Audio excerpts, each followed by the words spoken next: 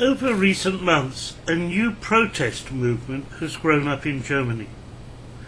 Known as Pegida, Patriotic Europeans Against the Islamization of the West, this group brings together many people across both Germany and the rest of Europe who are becoming alarmed at the increasing influence of extreme Islamists in the West, where they are seeking to impose their extreme views and Sharia law on the rest of us, whether we want it or not. Unfortunately, right-wing political groups have crept into this group to express their own racist and xenophobic views.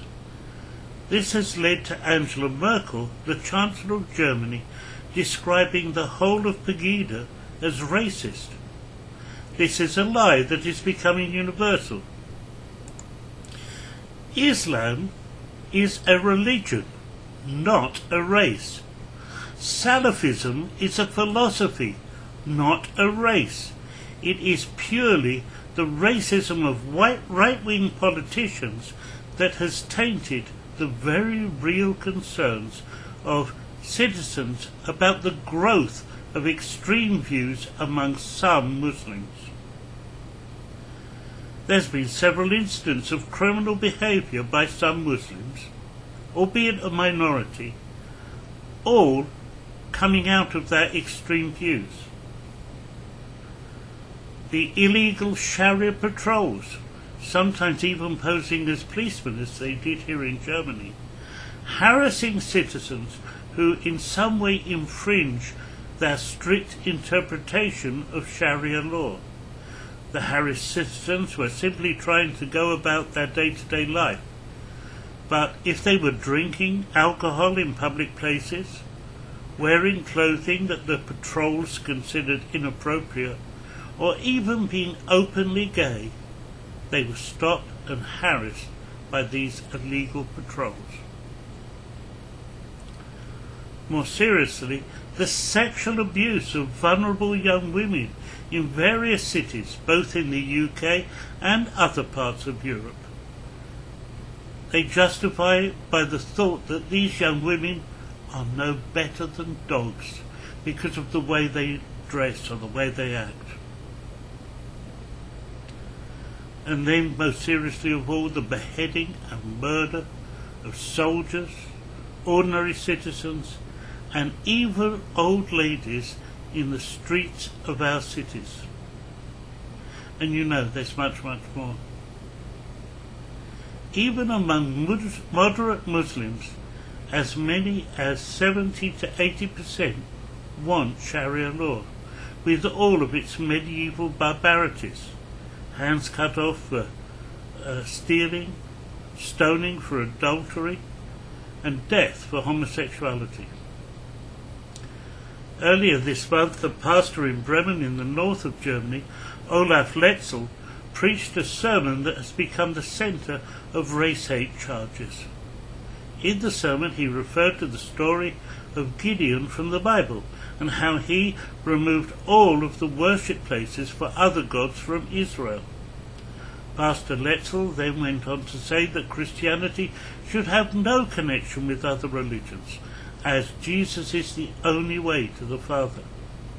He was in no way suggesting that we should destroy mosques or anything like that, but that we should actively resist any accommodation of Sharia law or any other lessening of Christian influence in society.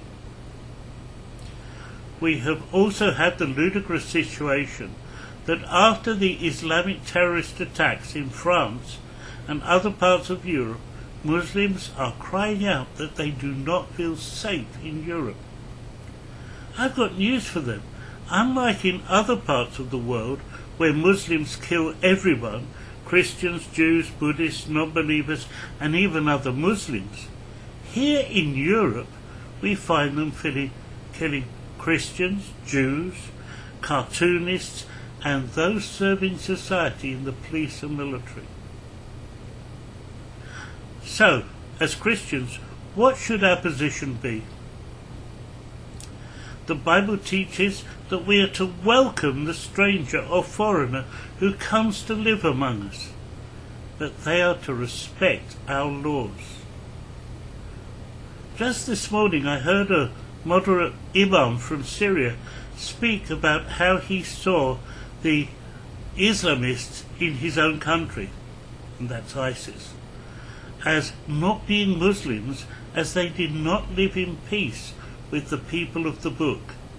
He went on to share how he used to have Christian neighbours and how much he appreciated them. Yet since ISIS came, they brought only murder to all, including Muslims. The Bible teaches that we should be watchmen and must watch out and warn if we see the sword on the land. Those who are warning against this Islamic threat are being no more than watchmen for their neighbours. So how are we to deal with the Muslims that live in our midst? As we've already seen, people from other lands could live in Israel, but if they abided by the laws there.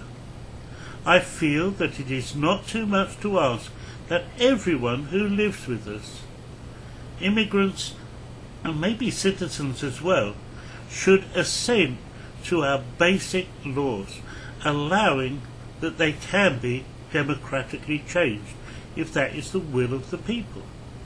Those who wish to live under other legal systems, like Sharia, should be encouraged to find a country with that legal system that would accept them as immigrants. Speaking of our own culture, we Christians should affirm our faith in Jesus as the only way to the Father. When we lived in the north of Germany, a local Muslim leader used to send members of his congregation to me when they exhausted what the Quran said about Jesus, or if they needed healing. He told us that this was because the Quran teaches that salvation and healing come through Jesus. Many of these folks were healed and set free.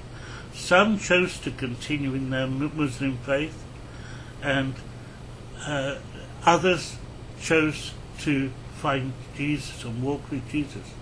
This is an example of how we can live together in peace. The problem is, under Sharia law, those people who chose to follow Jesus could find themselves murdered. As a sign of hope, we have over the past weekend seen moderate Muslims in Scandinavia surrounding synagogues to keep them secure. In Pakistan, surrounding churches for their security. In many places, Christians and Jews have reciprocated by protecting mosques.